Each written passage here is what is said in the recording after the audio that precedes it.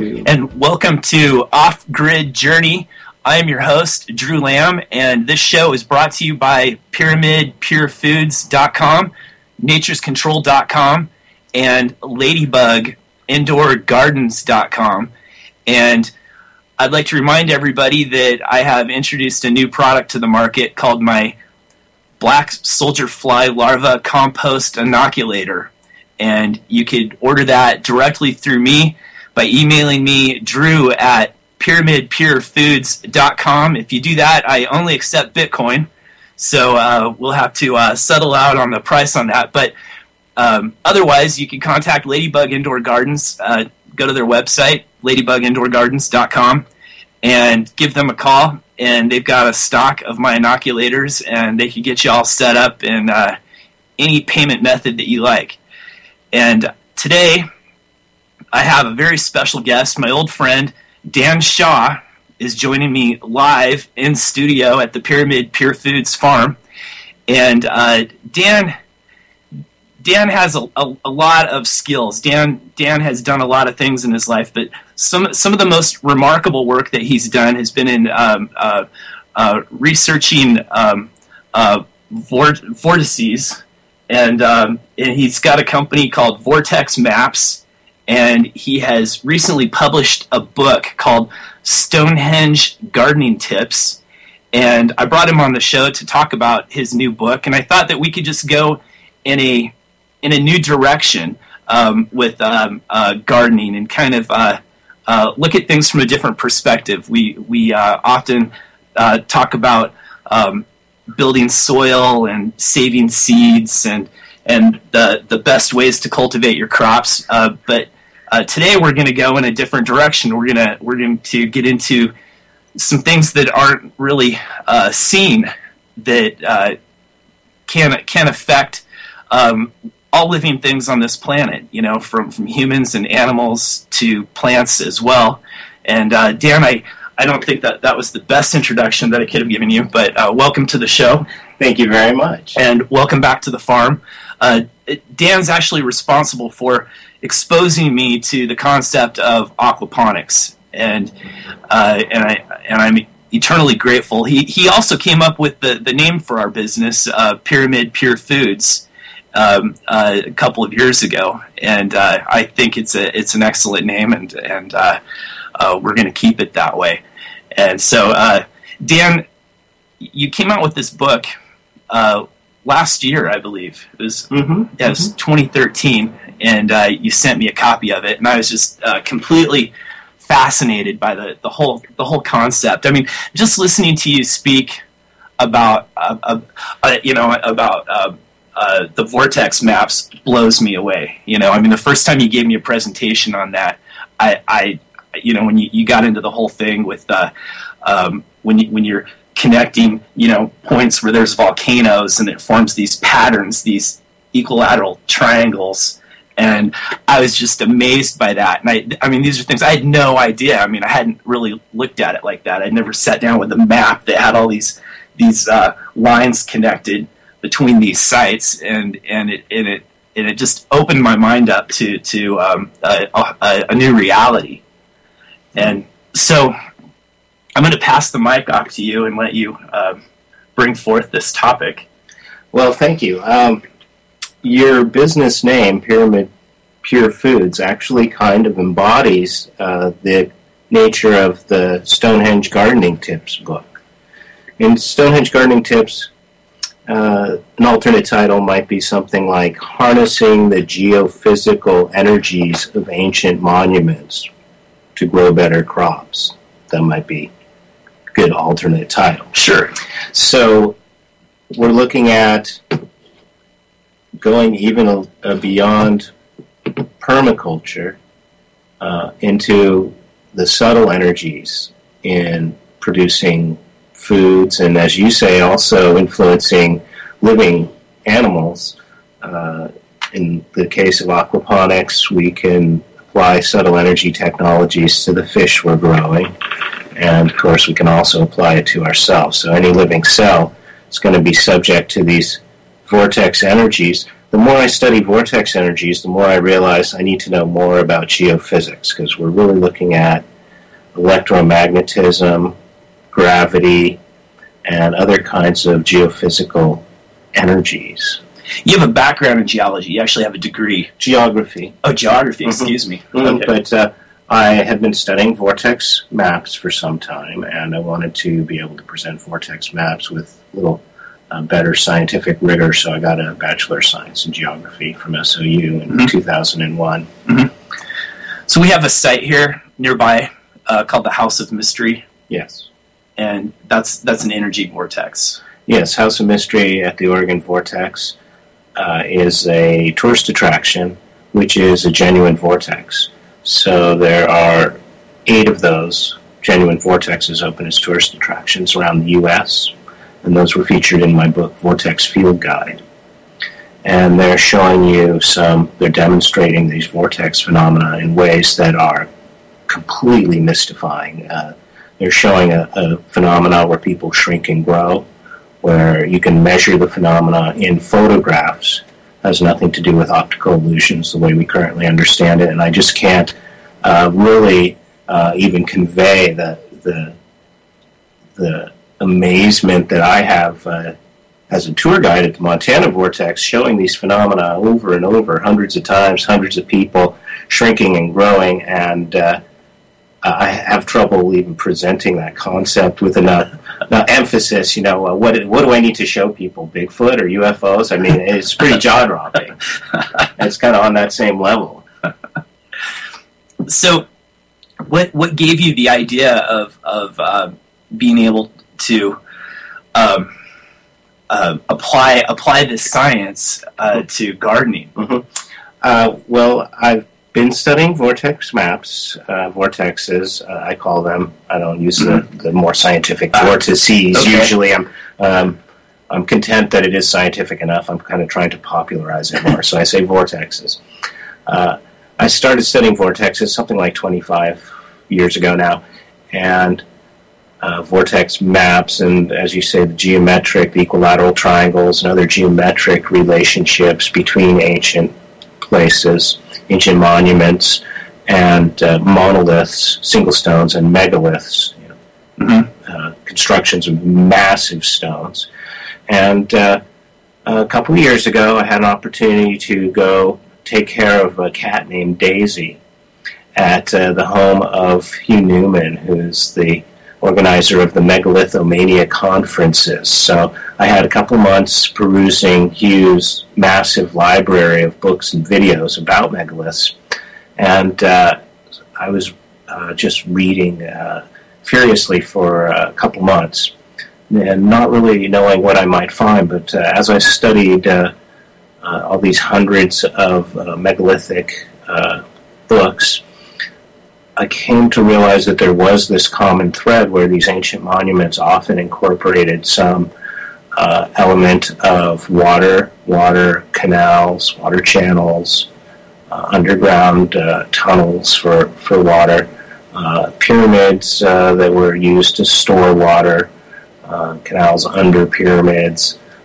canals under the Great Pyramid in Egypt, other water features there, and themes started to emerge where I started to see that these ancient monuments were using geophysical energies, concentrating geophysical energies in a way that somewhat mimics natural vortexes.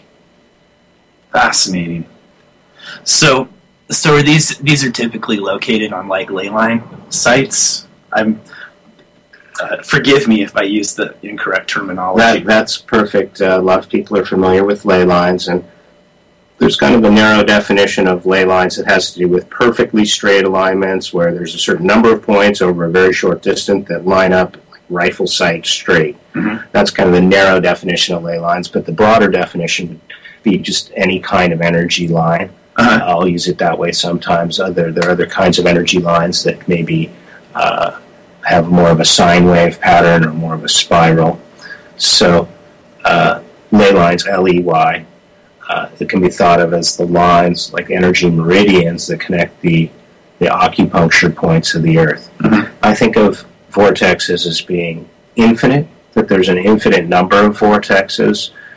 Vortex, again, broadly defined, is any spinning energy, like a whirlwind or a whirlpool. More narrowly defined, we're looking at kind of the electromagnetic and geophysical energies of the Earth and their peculiar properties for affecting living cells, where I use a musical analogy that I think is pretty spot on, that the planet is vibrating at a fundamental frequency, and that there are points around the Earth where these lines of energy, these frequencies interact, and they either compound or they subtract from each other. So there's points where there's these lines of energy are interfering with each other, where the energy is either zeroed out or amplified. So those vortex points are everywhere on the Earth. Each point has its own unique characteristics. It has a variation from the overall magnetic field of the Earth. The electromagnetic field of the Earth is not static. It's highly dynamic. It's got cycles, both long-term cycles and short-term cycles. And so these energies can be propagated, they can be collected, they can be used for growing better crops. So some of the ways you might do that is with a pyramid. For example, using geometry. Just as energy has shape, shape has energy. So by building a pyramid, either one that's to the same angles as the Great Pyramid or even to other angles, might have different effects. You can build pyramids to grow crops in and around, and then you can do experiments as to how, for example, how seeds germinate in what would be a chamber underground, underneath the Great Pyramid or underneath your pyramid, or at the base level, or at different heights within the pyramid, above the pyramid, and then also around the pyramid at certain geometric intervals. You might also have effects where you're getting greater seed germination below, in, and around the pyramid. Right. So based upon that theory, perhaps greenhouses should be completely designed in a pyramid. Well, they should be designed at least in harmonic proportions. If you measure out your greenhouse and think of it in terms of an acoustic chamber, which it is, then you can determine what frequency your greenhouse is vibrating at, and then you might want to tune your greenhouse to vibrate at a more harmonic frequency. And the Vedic design science, which is called Vastu, specifically identifies certain precise measurements for building harmonic buildings and spaces. So how about the materials used in the construction, like the frame? Would that have anything to do with how it's resonating? Absolutely, because we're looking at energies which are traveling in waves, in just the same way that polarized sunglasses can filter out certain frequencies of light. You can build with earth to as kind of a wave guide to filter out certain energy frequencies. And when you build with metal, for example, you're building a kind of a Faraday cage, which will work like that polarizing lens and filter out certain wavelengths. Sure, right. And it could be affected, like if you could have your cross members as well that would affect that. I would imagine. Well, you're totally blowing my mind. I've never thought of things like this. Are there any examples of people designing their gardens? There's so many examples. Of course, if you start with just water and ways of energizing water, yes, you can think of what's the source of my water? Is it coming as rain? Is it coming from a spring? Is it coming from a tap? Is it distilled water? What's the different energetic properties there of just my source water, and then how can I energize it using these various technologies? Can I, if it's coming through a pipe, the geometry, the structure of the water is likely to be degraded from being pumped under pressure through a pipe. You can reinvigorate your water by vortexing it. Some people chant and stir the water as they're adding nutrients. Mm-hmm. You can also pour it through some kind of a flow form, or maybe through a chamber full of marbles, for example, to reimpart some of the vortex energy to the water. You can apply magnets or any kind of light, color, any kind of vibration, sound to energize that water. You can store it with gems. You can look at the ionic content of the water, the pH of the water. Yes, I got an email a while back from this woman who had heard me on Nuke Radio with Radchick, and we were talking about aquaponics, and her husband used to work for an aquaculture facility in Singapore. And I think he was an engineer, and his primary job was to design and implement the filtration systems, which I'd say is the most complex element of aquaculture and aquaponics, is dealing with the solids, removing the solids, mineralizing the solids, getting the nutrients out, and so on. So that was pretty much his job. And if you're doing straight up aquaculture, without gravel beds for aquaponics and whatnot, I mean, you have to have some pretty sophisticated systems to make that all work. So he had been experimenting. He has a patent on this, actually, I believe, with ionizing the water. So, kind of like those HEPA filters with the ionizer, and it causes small particles in the air to cling together and to fall out. Well, I think he was trying to apply the same concept to settling out solids in the culture water.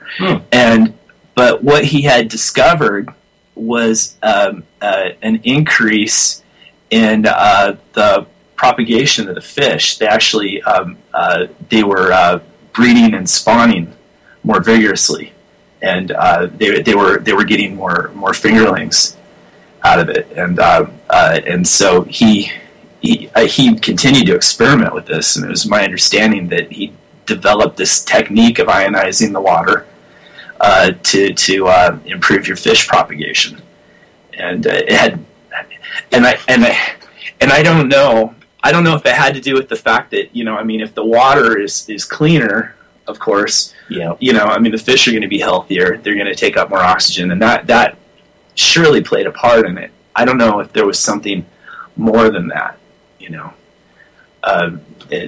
And how it was affecting the fish metabolism. So how were they ionizing the water? Do you know? See, that's what I don't know. That's a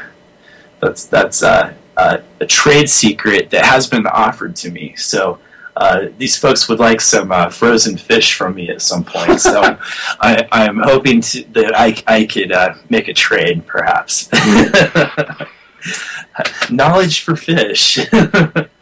Well, when you're looking at vortex points, one of the great markers of vortex points is ions in the air, because when you're looking at a waterfall, there you have kind of a natural vortex. You've got a kind of a paramagnetic energy in the water, the flowing water itself. You've got the great mist rising up from the waterfall that's creating that negative ion environment in the air, and that's affecting living cells. So there you get the equation about geophysical energies and how they affect living cells. Right. So there, any technology that can be designed to ionize water, you might look at, how were they doing that with the ancient monuments? There's, we think, some people think that these ancient monuments were built with slave labor and crude technologies. Other people think that they're a remnant of some very advanced civilization. Well, that civilization, I think, that advanced civilization understood these geophysical energies, and they were using their monuments in ways that that worked with those geophysical energies. So just to use the example of Stonehenge, people often don't realize that the word henge refers to this pattern of the ring and ditch of earth around the stones. Oh. The Stonehenge is kind of the popular name for a monument of which there's thousands all over Europe called henges. Uh-huh. And there's an interrupted berm or ring of earth and a ditch. Uh-huh. And usually the ditch is inside that mound of earth. Stonehenge doesn't fit the pattern because the ditch at Stonehenge is outside of the ring. So it's an exception to the more general rule. But when you look at waves of energy traveling through the earth and traveling under the surface of the earth, when a wave of energy would hit a henge, it would be deflected from most directions, and then in some directions that wave of energy, since the ring and ditch is interrupted, mm-hmm. that energy wave could enter into the ring at certain points, mm-hmm. where some people think that energy would accumulate mm-hmm. and then discharge in alternating cycles. Mm-hmm. So it's possible that Stonehenge was designed to enhance the energy, the fertility of the land all around, mm-hmm. For growing crops and also for birthing livestock. Right. It's fascinating. It reminds me of a conversation that I had with Chuck Horton the other day. He just returned from the Yucatan Peninsula, and he'd visited some Mayan ruins. And recently, on another trip down to Ecuador, he visited Incan ruins, if I remember correctly. And we were having this discussion, about how brilliant these people were, and what excellent architects they were, and then. And I was thinking, if I didn't have access to books or the internet, and I was just left to my own devices, I mean, how much could I really figure out on my own? Would I have figured out the Pythagorean theorem? I doubt it. So I mean, it makes you wonder if these ancient cultures, I mean, did they have a high number of geniuses, or very charismatic geniuses who were able to direct and lead people, or did they get this information from another source? Like is described in the Book of Enoch. If we're to believe the myth and legends, then the sciences were given us by the gods or the extraterrestrials. Right, and you look at how we keep track of time, and it's mm-hmm. in accordance with the celestial bodies. Mm-hmm. This is also this knowledge is described in the Book of Enoch as well. But it makes you realize that things aren't just coincidental. I mean, we're inside of a giant timepiece. Right? And the reason we've stuck with the 360-degree circle is it does accord with other measurements throughout the universe, the measurements of circles, the measurements of orbits, the measurements of time. Yes, it's very fascinating. But a lot of this knowledge, gets lost, and people are used to clicking their widget to check the calendar. I get frustrated if my widget doesn't load fast enough. I don't know what day it is today. Darn it! Today. What is today?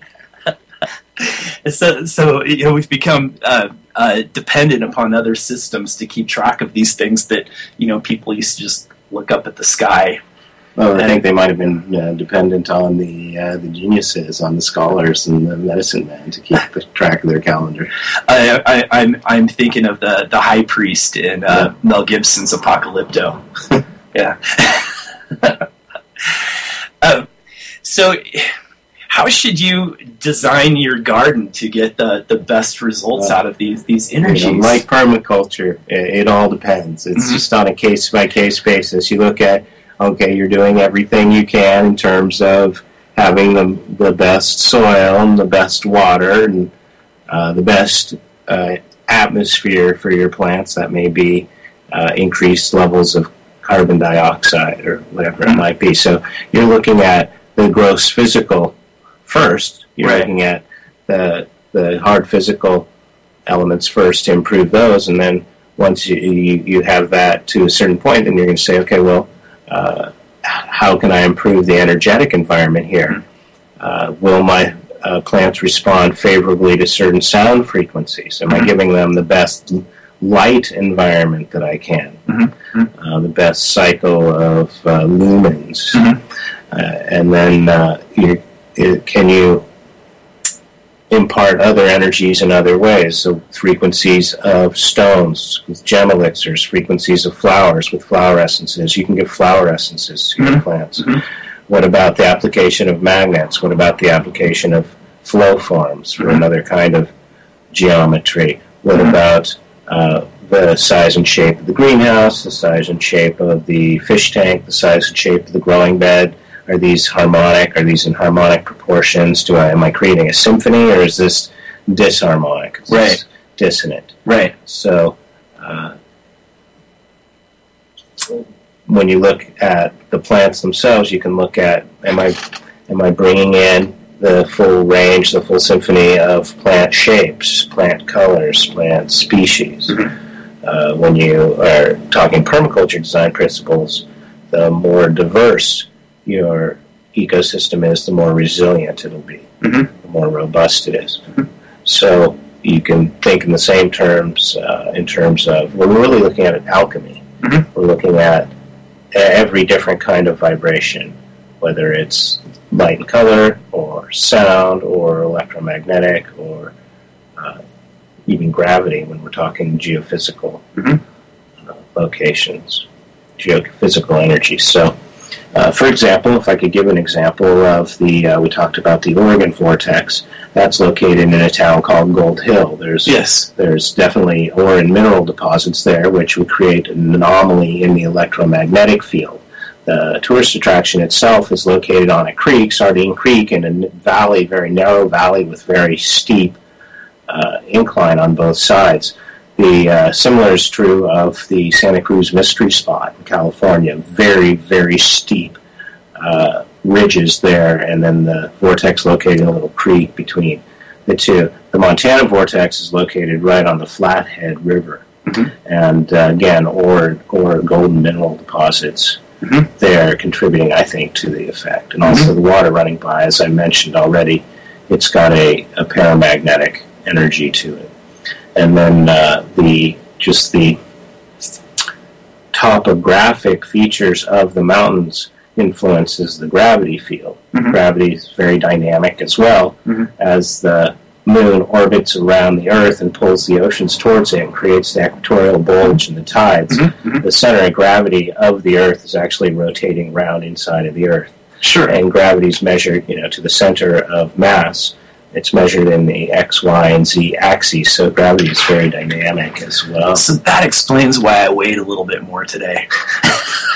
I don't need to cut back. I was just listening to Dale Pond giving a talk at the 1994 Psychotronics Conference. Dale Pond is one of the great geniuses of our time, having studied and developed the work of John Keeley in various kinds of free energy and such. Dale was saying that what we think of as a sine wave is actually a graphic representation of measurements. So that we think of light traveling in a sine wave, that doesn't even begin to express what's really happening there. He says all kinds of frequencies and vibrations are really compression and expansion waves. So at the vortex, where we see this shrink and grow phenomena, where two people changing places appear to change height. One of our theories about that is that the space between our molecules is actually being compressed. Of course, we're not solid beings.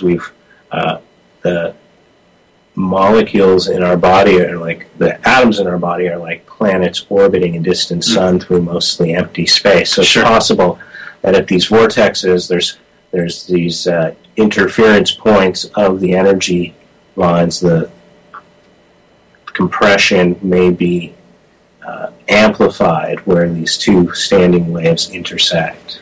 Fascinating. That's incredible. So how does that impact your garden? Right. Well, your garden, presumably, unless you're choosing a location to grow your garden. Well, and I you wanted have to free get choice. to that, though, because you apply these concepts, I mean, right down to where you live. I mean, I remember when you were trying to find an apartment to live in, and you didn't just like go through Craigslist and go, oh, this one fits my budget. It has a washer and dryer hookup. I mean, you had way more criteria. Oh, well, yes. Than that. Unfortunately, I'm kind of a perfectionist when it comes to design criteria. When you're looking at a place to live, you want to make sure it's just as harmonic as possible. You want to look at the sound environment. You know, obviously there's always trade-offs, but you're looking for a place where the shape and size of the rooms feels concordant. Mm-hmm. Feels that, amplifies your body. Just for example, look at how you feel in a room with a low roof compared to a room with a high roof. Yeah. The room we're in right now is not optimal. Well, low roof, at least.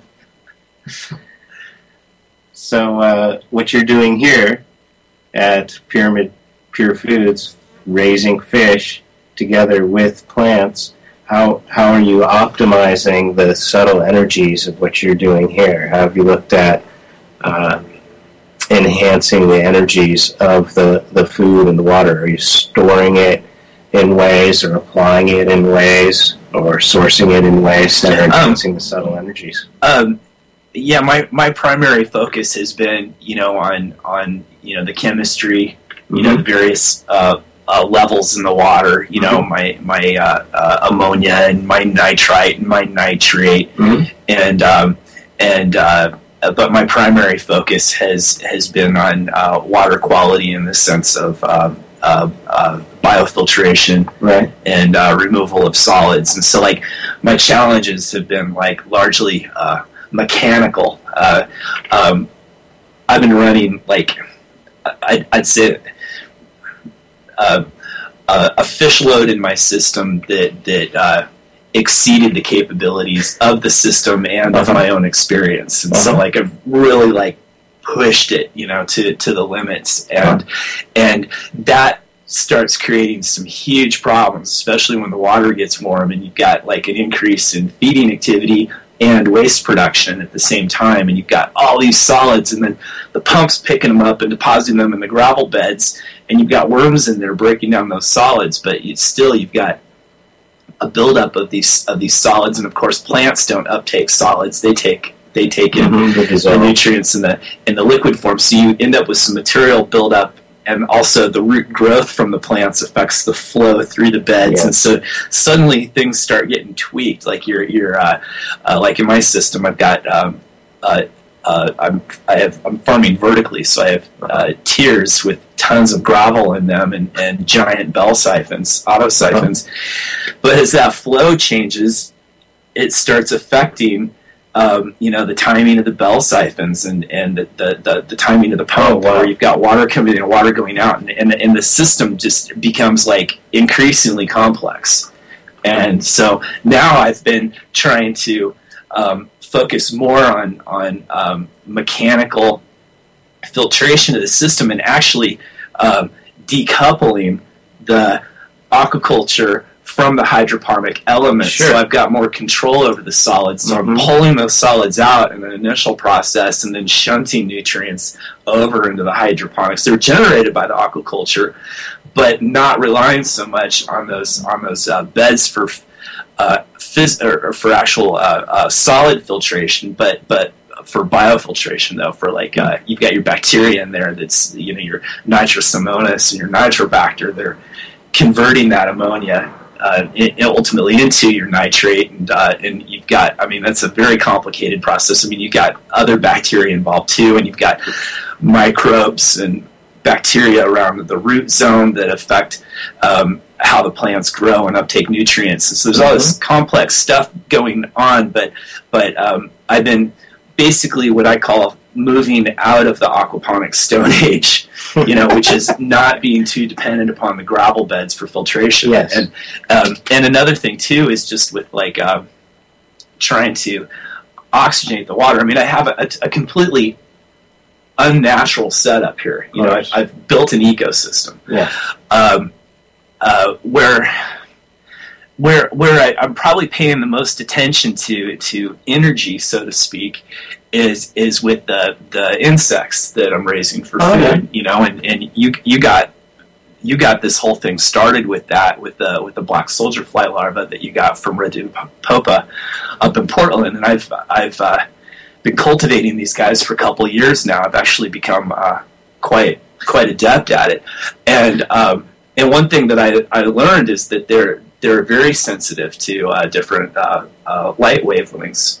Oh. And to stimulate breeding activity, you've got to have a handle on that. You have to understand what wavelengths that the insects can see, and it's similar with the plants. I mean, we're dealing with light frequency, yes. and we're dealing or wavelengths, and we're dealing with a spectrum of light that we can't see. It amazes me when I study this how little human beings can actually see. Mm-hmm. We can't. We see a very, very small amount of the light spectrum. It's very narrow what we can see, and it's incredible that we could even function. I mean, because we're essentially blind. I mean, there's so much that we can't see, and these are things that we need. I mean, you take like the blue and red lights that wavelengths that plants need, and then you've got the insects like the black soldier fly larvae that also rely on blue and green wavelengths to stimulate mating activity. Yes. And so I've had to learn about this so that I can continue to cultivate the flies through the winter, and we have cloudy days and things like that. And and what I've learned is that the quartz iodine light, your typical shop light, yes, produces the best wavelengths to artificially stimulate mating activity. Oh, great! So now, if I could take this to another level, and learn a little bit more. I mean, is there more to it? Yes, you've got temperature that affects it. Do we have possibly humidity, but I haven't found a correlation, with the humidity. But are there other things, that affect it? I mean, one thing I've noticed, I could have a day where the temperature's right, lighting's good, all things should be perfect. I should have a lot of mating activity, maybe I won't. So could there be another element? Could there be something that's magnetic, or something that something I'm not aware of? I mean, the lunar cycle, for example. Yeah. Yes. So there's other things. So I think it's very worthwhile to research these things to learn about them, because we don't understand a lot. There's a lot of things we have no clue about. And so what if you were to clearly your soldier flies are sensitive to light frequencies, and plants clearly are sensitive to light frequencies. It's possible, I think, that subjecting your water to certain light frequencies would also influence how the fish breed. Yeah, perhaps. Yes. Yeah. So stimulating the water flowing through geometric shapes, flow forms, or through other kinds of waterfalls, or... I met a gentleman in Talent at the Talent Evening Market last summer that had these flow forms that he was using to generate his worm tea. Oh, yes. He was using for watering. So he had these very elegant, artful flow forms, and he had a pump system, and it would pump the worm tea, and he used this whole process to aerate the worm tea.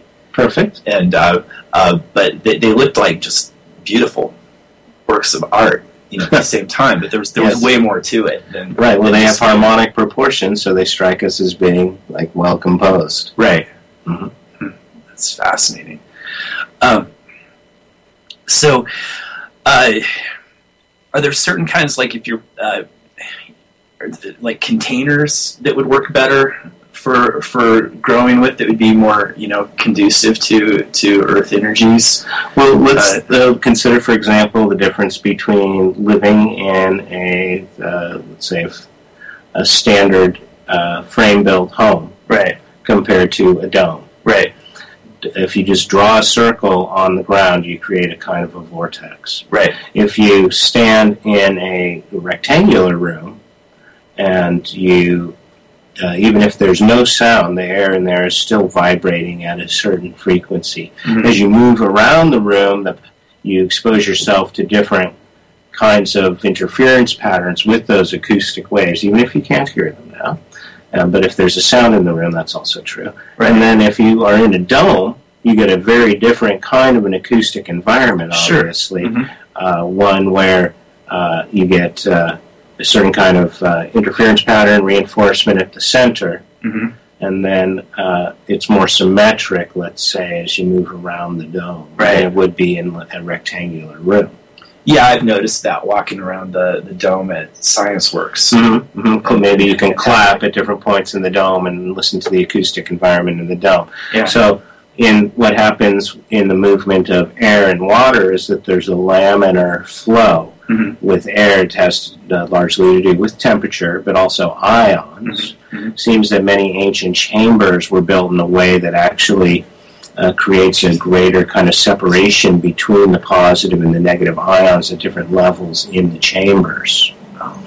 Then when you're in a square, rectangular house, and you go to heat the house, there's going to be a certain kind of a flow and lack of flow and laminar structure. The temperature will be colder on the floor, warmer on the ceiling. Mm-hmm. In the dome, there'll be much better mixing. There'll be less of a laminar differentiation in temperature. Mm-hmm. And so the same would be true in a fish tank. Your fish tanks are very much rectangular. Right. That's going to create a certain kind of stagnation in the corners of energy and less flow. So if you were to build No, it's true. Mimicking nature with curved sides and such, you'd get a different kind of temperature distribution. Yeah, and that is absolutely true. I see that in solid settlement. Yes. And how the system handles solids. Mm-hmm. It does a horrible job at handling solids. Actually, the new designs I'm working on will be completely different. Mm-hmm. And will involve swirl filters. Mm-hmm. To settle solids. That was kind of where I was going with that, actually, is that when you're now wanting to use the most energy efficient, and that would be completely passive systems for settling out and filtering out your solids that aren't the nutrients that aren't dissolved, then you can do that almost entirely with geometry, with the shape of your tanks. Mm-hmm. Right. You can build settling tanks that are basically don't require any energy at all, mm-hmm. and that can be a major cost. Mm-hmm. Obviously, of commercial aquaculture is that filtration. So if you can achieve that more with permaculture design principles, you're saving a lot of money, making that profit. Exactly, and it has to be designed in a way such that you're using as little energy as possible, because especially if you're densely stocked with fish, the power goes out, you're gonna have dead fish within hours. It's gonna happen quickly unless you have backup systems, of course. But if you have like an EMP event, like I discussed with Matthew Stein on a recent show. Electromagnetic pulse. Yeah, from solar flare or whatnot. Even your DC systems could be whacked out, and who knows really. But they could be, so you could have some real serious problems. So if you could just lessen your energy dependence, you're lessening the risk. But you're also your systems are going to work better from an economic standpoint. You're going to be spending less money. Mm-hmm. And from a survivability standpoint, you're better positioned as well. That's what that's one of the goals from the show, is that how do we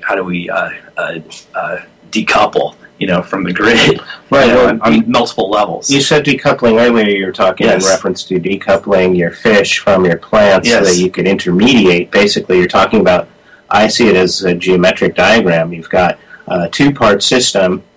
You create a third part to the system, and it's a more diverse, robust system now. So if you can think of that third component that you created for the solids filtration as being another ecosystem, and also, clearly it's integrated. You're disintermediating. No, you're intermediating that third biome, basically. You're creating more of a triangle, so that triangle shape is going to be more stable than a line with between 2 points. Yeah, and what we're doing basically is we're replicating a pond, and a pond doesn't require mechanical aeration, or filtration. Right. All these processes happen naturally, and the pond, unless human beings are massively interfering with it, the pond maintains itself, and the fish survive, and early aquaculture was done in a similar way, and then you dig a trench or whatever to get the water over to your farming areas, and so the problem is that now with droughts and all the crap in the air and everything, is that we don't want to be doing aquaculture in open ponds. That was my whole point of wanting to do this in the first place. And so the challenge is trying to replicate natural systems as much as possible. But it is hard. I'm far from being at that point. Systems I'm currently working on and designing right now are additional mechanical filtration systems with better designs for settling that will be running on with DC air and water pumps, and the energy will be generated from my solar panels. And I've built some models of this. I did a model at the Talent Evening Market, and I built a very, very rudimentary aquaponics system that I actually ran off of a solar power and a DC pump. And I literally just built this with stuff laying around the shop. I was asked short notice, and I was like, okay, I've got things here. I got PVC pipe. I got a poly barrel. I've got a Harbor Freight solar power system. I got a spare battery. I got a charge controller. I've got some PVC to make my siphons. I had everything I needed. I put this together in an hour. Grabbed some rock, pulled some basil off the rafts. My friend Dr. Dodonna met me and helped me over there at the market and helped me get set up, and we planted the basils in there and everything. I had everything but the fish, because you have to have a permit to transport live fish around here, and given that it was a public event, I didn't really want to get fined $6,200 or whatever. Keep some goldfish around. Yeah, that would have been a perfect solution.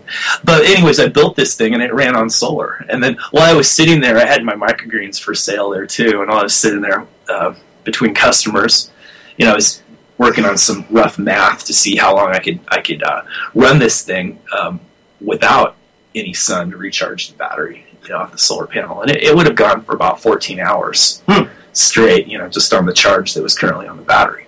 So if you design the systems right, you don't need a lot of energy to move the water. And there's other things that could be done too, like using airlifts and siphons to move the water between your filtration system and your main tank, and then so you're aerating and moving the water at the same time, and of course your the water is lighter that's aerated, so that's causing it to move upward, and so you have your air pump instead of a water pump to move that water. And so these systems this is totally doable, and this is kind of the direction where I'm trying to move things to get that power bill as low as possible, and eventually down to zero. It's got to be zero. It is, I think. And when I get my bill here for the farm, it's extremely frustrating because more than half of my bill is taxes and fees, user fees and stuff. It's incredible. I mean, my energy use isn't that great, but the bill is.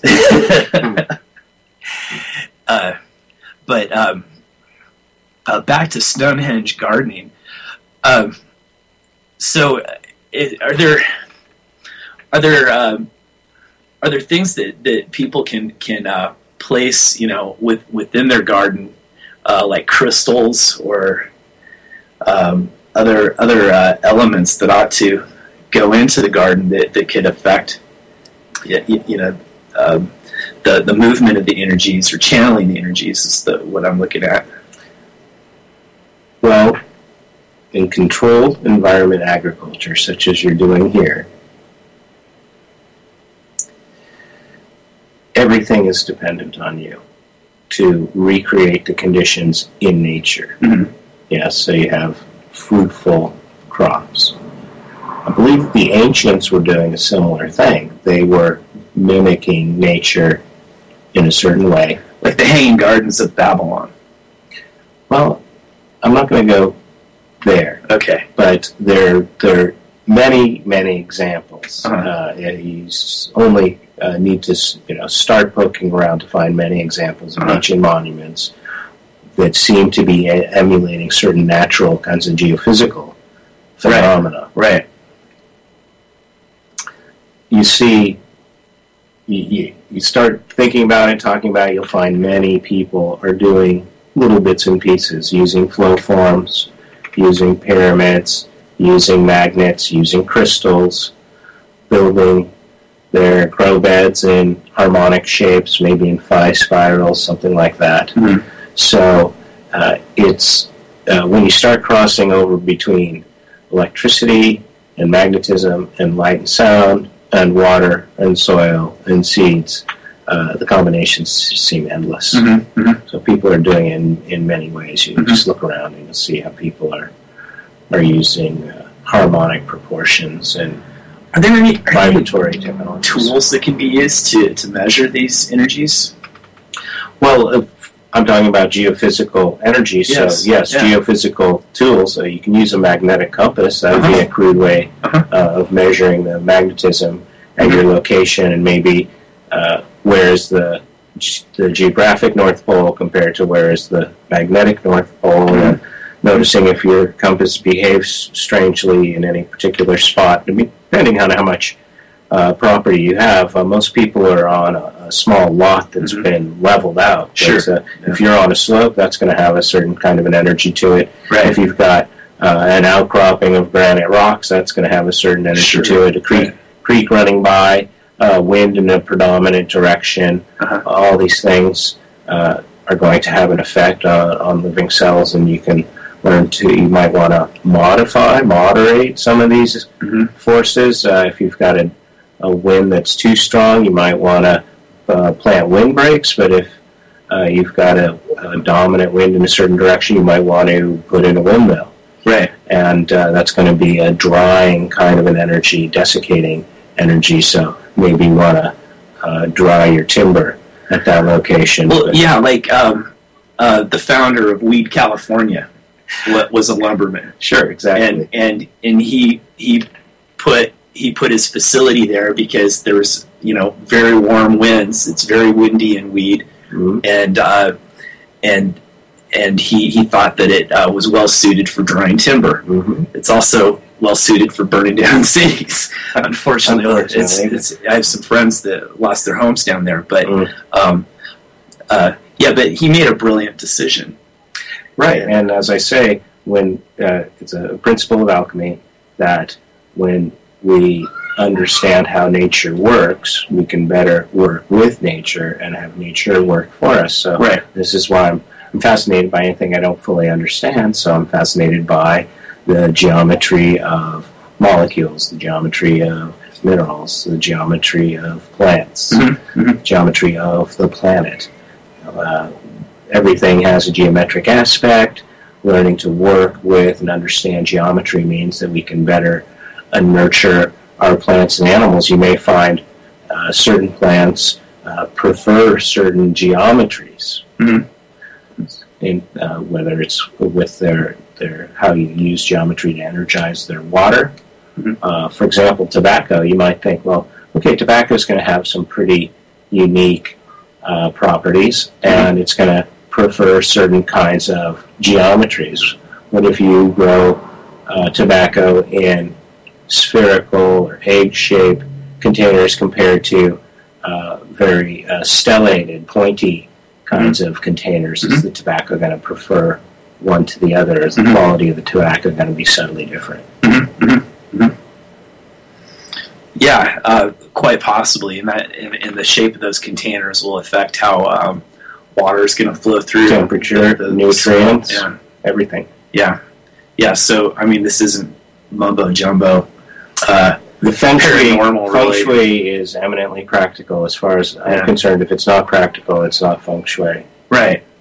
Yeah, I mean, this isn't paranormal.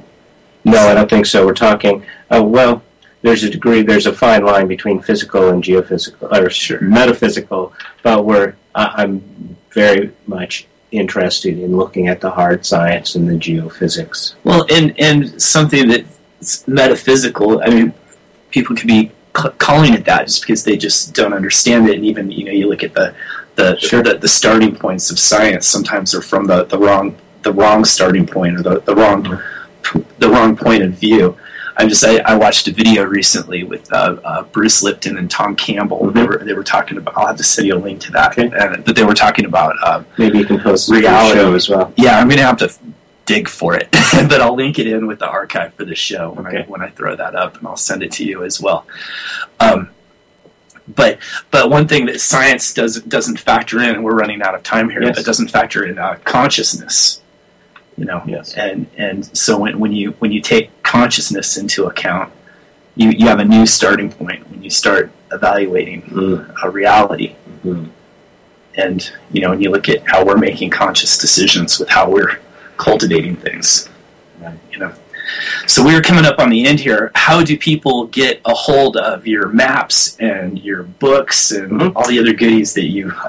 Thanks for asking. I invite people to visit my website, danshaw.com, DANSHAW, danshaw.com, and vortexmaps.com. You've been listening to Off-Grid Journey. I'll see you next week.